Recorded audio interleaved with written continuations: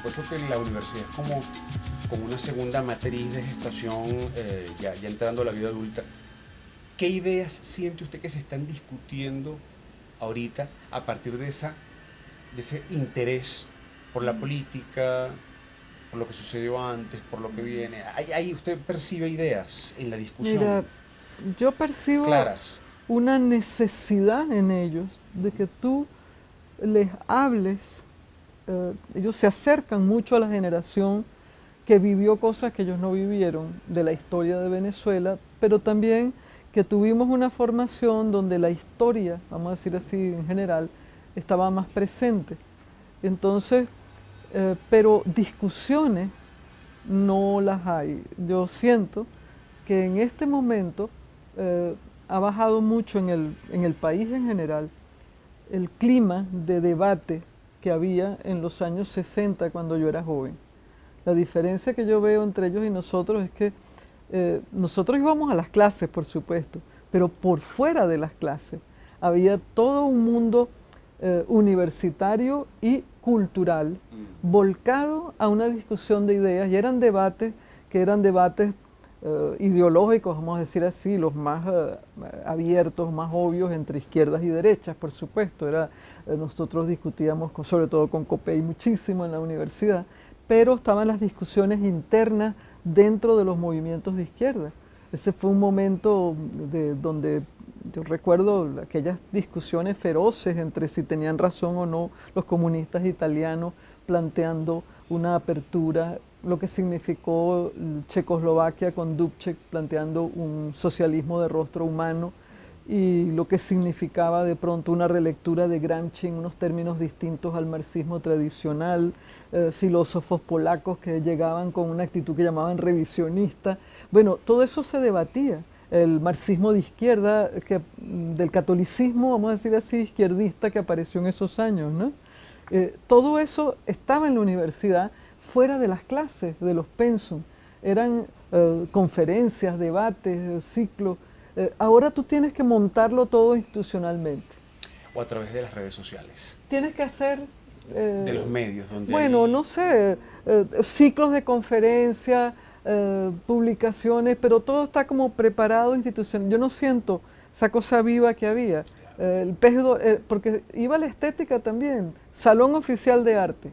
Y eso, naturalmente, en la puerta, el día que se inauguraban, estaban tres polémicas entre los que hacían arte figurativo y arte abstracto, o entre los abstractos geométricos y los informalistas.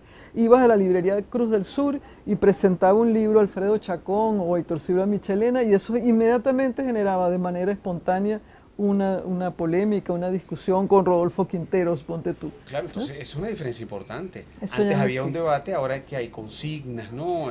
Ay, mira, sí, yo creo que un amarillismo de las ideas, hay una mucha, altisonancia. hay mucha promoción, Ramón. Yo creo que no te estoy hablando de ahorita, donde la cosa política hace que uno no pueda decir estas cosas porque pareciera que estamos dándonos tiros en los pies, pero la verdad es que yo creo que un exceso de autoestima y una tendencia a la promoción de lo que hacemos eliminó la crítica.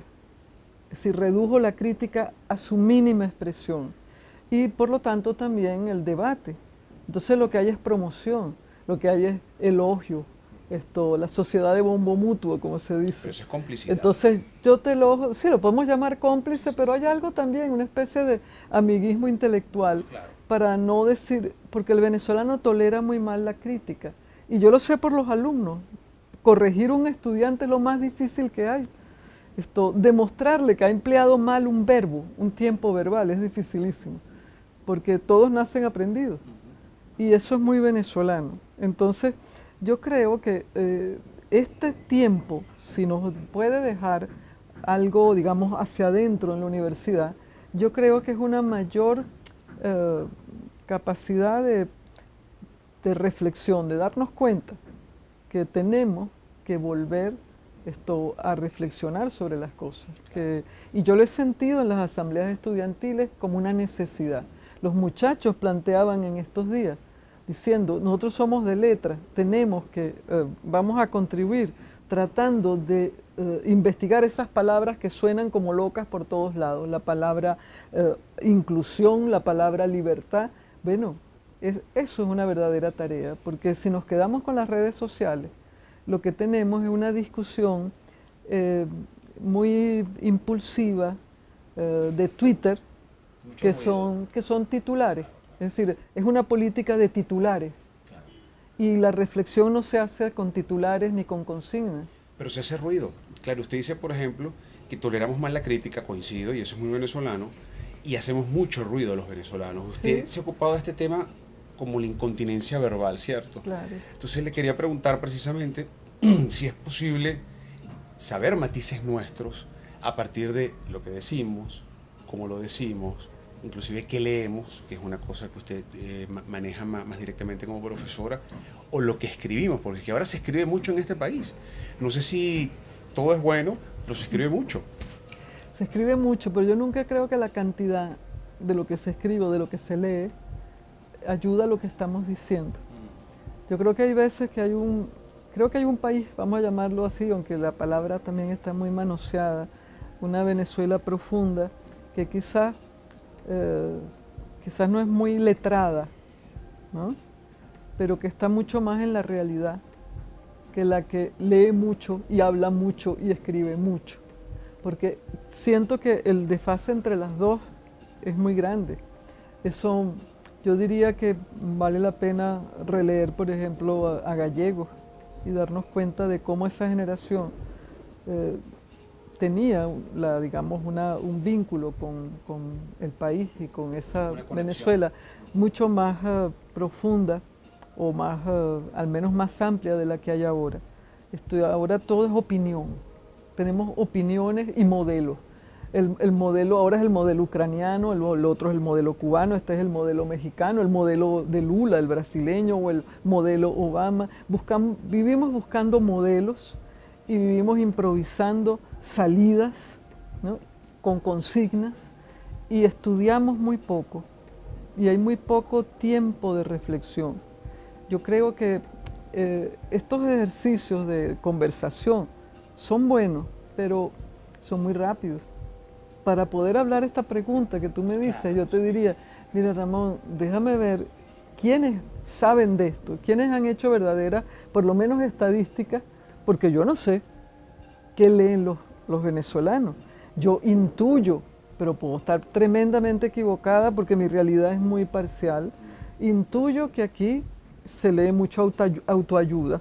Bueno, no, eso está en los estudios, en Lee en las estadísticas. mucho folleto de farándula y revistas de farándula, libros de dieta, la dieta de fulano, la dieta, los pilates de tal cosa. Y después la industria de libros sobre la política del país. La industria de libros para llamarlo sobre lo bolivariano, el chavismo, Sí, actualidad, todo eso. la actualidad política. Esa pues. actualidad política que por lo general son libros hechos para utilizar un mercado que está ávido de que le sigan hablando de lo mismo, ¿no?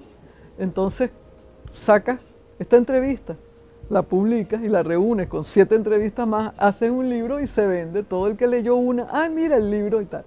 Pero ¿eso contribuye a la reflexión? No, yo creo que han sido muy pocos los libros donde ha habido de verdad un intento de reflexión sobre el país, ¿no? Pero quizás vendrán porque está corriendo el tiempo. Esas cosas nunca las vemos en el momento. Eso es como la ola. Hay que esperar que se retire Claro. y algo quedará. Pero hay cosas visibles, profesora, porque, por ejemplo, que eso se lea en Venezuela, eso está como en las estadísticas. Bueno, es lo que se vende, ¿no? Sí.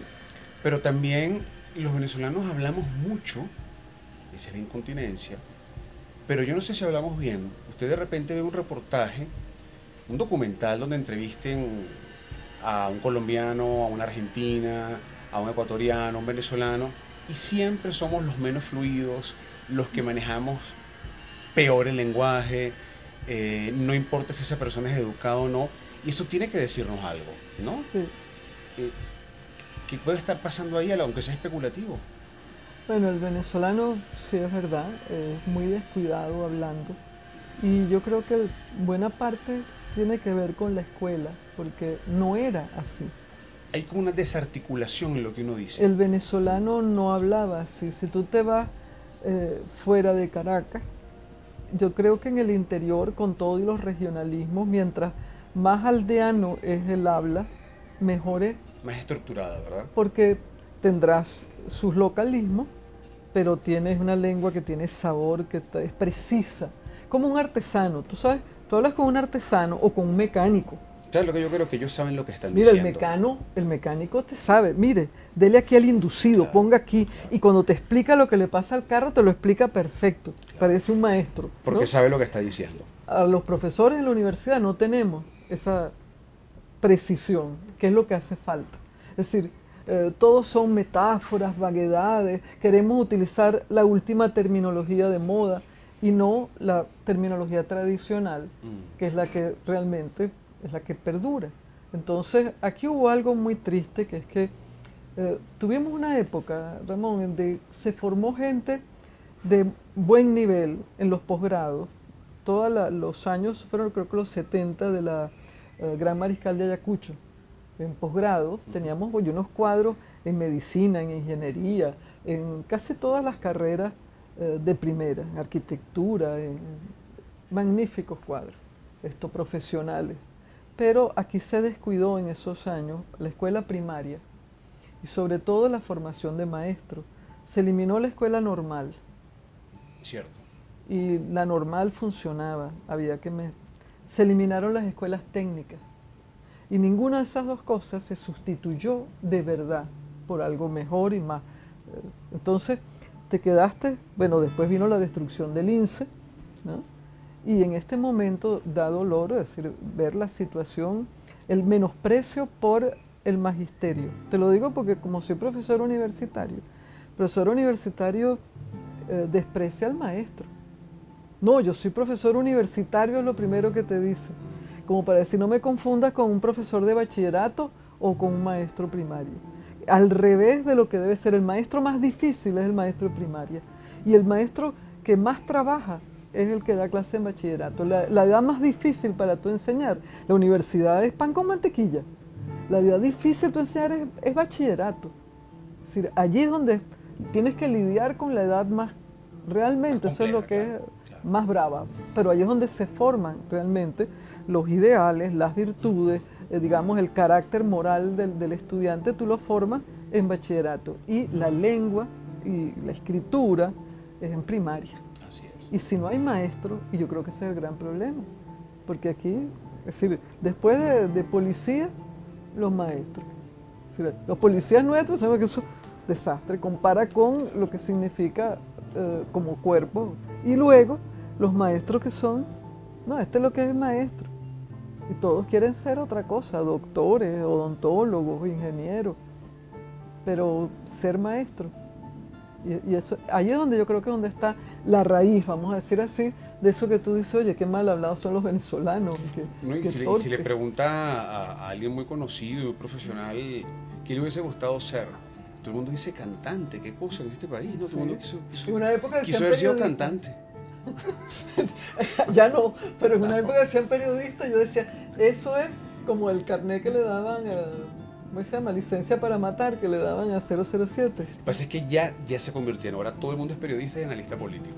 Yo me acuerdo, claro, antes de todo esto, que uno iba en el carro y uno decía que yo no choque ni con un motorizado ni con un periodista, que me fregué.